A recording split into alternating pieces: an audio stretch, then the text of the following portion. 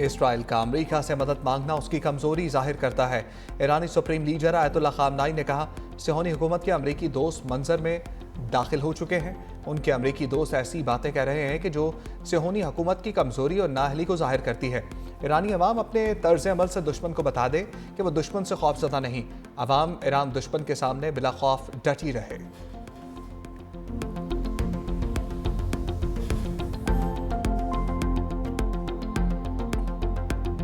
Israel के Iran पर हमले जारी। नतंज, अस्फहान और अरवाक की जौहरी तनसीबात को निशाना बनाया।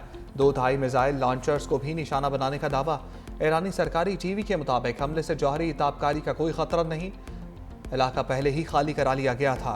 तेहरान ने अगले साल जौहरी प्लांट को चलाने का मंसूबा बनाया था। इसराइली फौज का तेहरान में ईरान के दाखिली सलामती के हेडक्वार्टर्स को भी निशाना बनाने का दावा। करवाज और पयाम हवाई अड्डे के करीब भी हमले। ईरानी फोर्सेस ने कहा कि मुतअद्दिद इसराइली ड्रोन्स मार गिराए। ईरान पर इसराइली हमलों में अब तक 639 अफराद शहीद और 1220 जख्मी।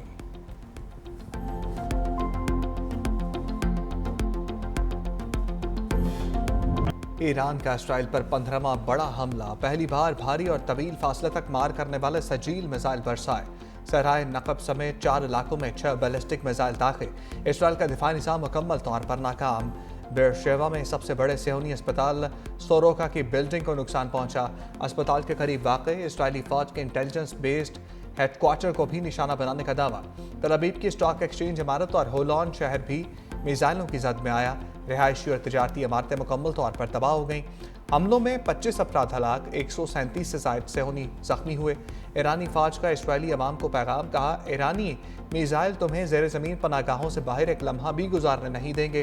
कई दिन हो चुके तुम लोगों ने सूरज की रोशनी नहीं देखी। सायरन की आवाज़ अब एक लम्हे को भी खामोश नहीं होगी।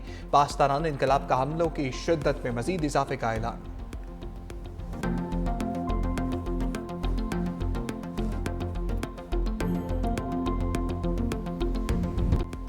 अमरीकी सदर ट्रंप ईरान पर हमले से मुतालिक फैसला 2 हफ्तों में करेंगे। तर्जमान व्हाइट हाउस कैरोलाइन लेविट ने कहा, अमरीकी सदर ने कहा, मुस्तकबिल करीब में ईरान के हाथ से मुज़ाकरात का मौका निकल भी सकता है। ईरान के पास एटमी हथियार बनाने के लिए सब कुछ मौजूद है। वॉल स्ट्रीट जर्नल ने भी दावा किया कि अमरीकी सदर ने ईरान पर हमले के मंसूबे की मंजूरी दे दी है, लेकिन हतमी हुक्म अभी जारी नहीं किया। ईरान की अहम जौहरी तनसीब फर्दो अमरीकी हमले का मुमकिन हदफ हो सकती है। जवाब में डोनाल्ड ट्रंप ने कहा कि अमरीकी अखबार को आइडिया नहीं, मैं क्या सोच रहा हूं।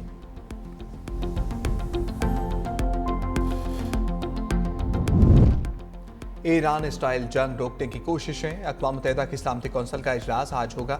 सलामती कौंसिल का इजलास बुलाने की दरख्वास्त ईरान ने की थी। ईरानी दरख्वास्त की पाकिस्तान, चीन और रूस ने भी हमायत की। यूरोपीय वज़ीर ख़ारजा भी जनेवा में ईरान के साथ जौहरी मामले पर मुज़ाकरात करेंगे। जौहरी मामलात पर ईरान से जर्मनी, फ्रांस और बरतानिया की बातचीत भी आज होगी। ईरान की नुमाइंदगी वज़ीर ख़ारजा अब्बास अराग़ची करेंगे।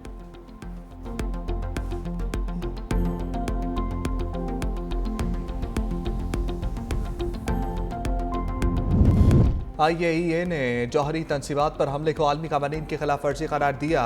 कहा, ईरान के एटमी हथियार बनाने का इसराइल और अमरीका का दावा भी झूठा साबित हो गया है। IAEA के सरबराह ने ईरान की जानिब से एटमी हथियार बनाने की तरदीद की। इंटरनेशनल एटॉमिक एनर्जी एजेंसी के सरबराह राफेल ग्रोसी ने कहा, ईरान एटमी हथियार बनाने की कोशिश नहीं कर रहा था। 60% यूरेनियम अफसुदा करने पर शुबहात थे, लेकिन हमने कभी नहीं कहा कि ईरान एटमी हथियार बना रहा है।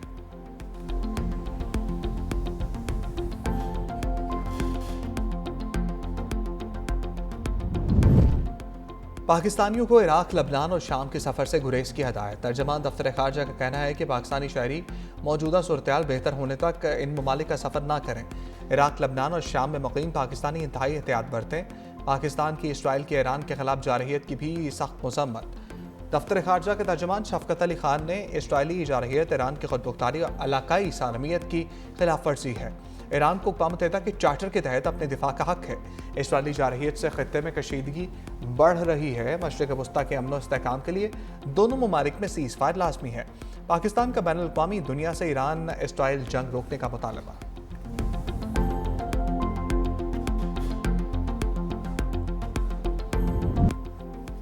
बिलावल भुट्टो ने मुश्किल वक्त में पाकिस्तान की नुमाइंदगी की। चेयरमैन पीपल्स पार्टी ने दुनिया भर में पाकिस्तान का मुकदमा शानदार अंदाज से पेश किया। खातून अव्वल आसमा भुट्टो जरदारी का कौमी असम्बली में खिताब। दिफाए वतन के लिए ख्वाजा पाकिस्तान को खराज तहसीन पेश करते हुए कहा, मुश्किल वक्त आया तो मुल्क का हर बच्चा, औरत और जवान वतन के लिए लड़ेगा। ख़वातीन मुल्क की आबादी का 50% है। ख़वातीन की शरह तालीम बढ़ाने की ज़रूरत है। सिंध हुकूमत ने सैलाब मुतासरीन को लाखों घर बना कर दिए। ख़वातीन के लिए रोज़गार का ख़ुसूसी एहतमाम किया गया। मतवसत तबके के लिए बेनज़ीर इनकम सपोर्ट प्रोग्राम शुरू किया।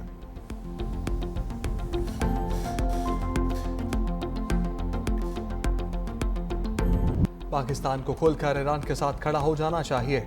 अक़वाम मुत्तहिदा ताकतवर मुल्कों की लॉन्ड्री है। मौलाना फजल रहमान का कौमी असम्बली में खिताब। कहा, ईरान अगर इसराइल को जवाब दे रहा है तो उसके हाथ रोके जाते हैं। इसराइल को खुली छुट्टी दी गई है। हम ईरान के साथ खड़े हैं। यहूद और हनूद एक हैं, ये एक दूसरे के इत्तेहादी हैं। ये भी कहा, जायज़ निकाह के लिए मुश्किलात पैदा की जा रही हैं। ऐसी कानून साजियाँ की गई जिसकी आइन इजाज़त नहीं देता। हुकूमत को जो बात पसंद नहीं आती तो अपोजिशन की आवाज़ बंद कर देती है।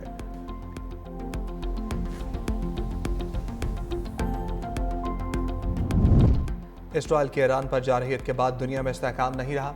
ये जंग पूरी दुनिया को मुतासर करेगी। चेयरमैन पीटीआई बैरिस्टर गौहर ने कहा कि ये जंग मुस्लिम दुनिया को ज़्यादा मुतासर करेगी। एक ही मुल्क खुद ही फैसला करके दूसरे मुल्क की खुद मुख्तारी को चैलेंज कर देता है। इसराइल जब भी चाहता है अपनी मर्जी से हमला करता है और फिर इसे रोक लेता है। दुनिया का एसएचओ बनने का यह तरीका ख़त्म होना चाहिए। पाकिस्तान के हवाले से डोनाल्ड ट्रंप का बयान इंतहाई मुस्बत है।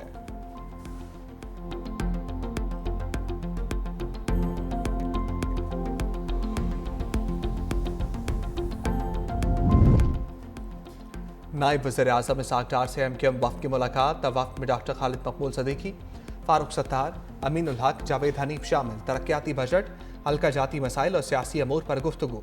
इसाक डार ने MQM के तहफ़्फ़ुज़ात दूर करने की यकीन दहानी कराई। कहा, तहफ़्फ़ुज़ात बाहमी ताउन के जज्बे से हल किए जाएंगे।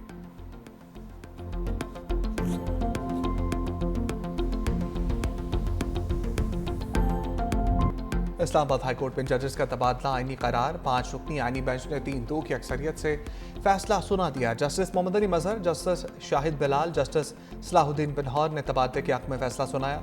जस्टिस अफगान अख्तर और जस्टिस शकील अहमद का इख्तलाफ। जस्टिस मजहर अली ने मुख्तसर फैसला सुनाते हुए कहा, जजेस का तबादला गैर आईनी नहीं कहा जा सकता।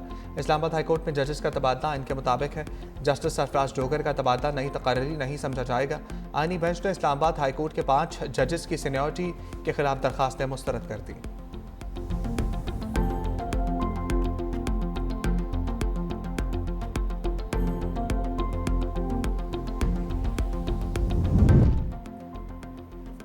हर दौर में कोई ना कोई सियासी जमात बेनिफिशरी होती है। मखसूस नशस्तें। नजरसानी केस में जस्टिस जमाल मंदोखेल के रिमार्क। सलमान अकरम राजा से मुकालमे में जस्टिस जमाल मंदोखेल ने कहा, मेचोर सियासी जमातें गैर यकीनी सूरत-ए-हाल का मुकाबला करती हैं।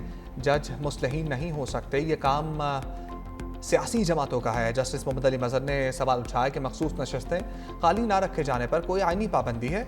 जस्टिस नईम अख्तर अफगान ने पूछा, क्या कोई अदालत किसी उम्मीदवार और सियासी जमात के छोड़े गए खला को पुर कर सकती है? मजीद समाअत कल तक मुलतवी।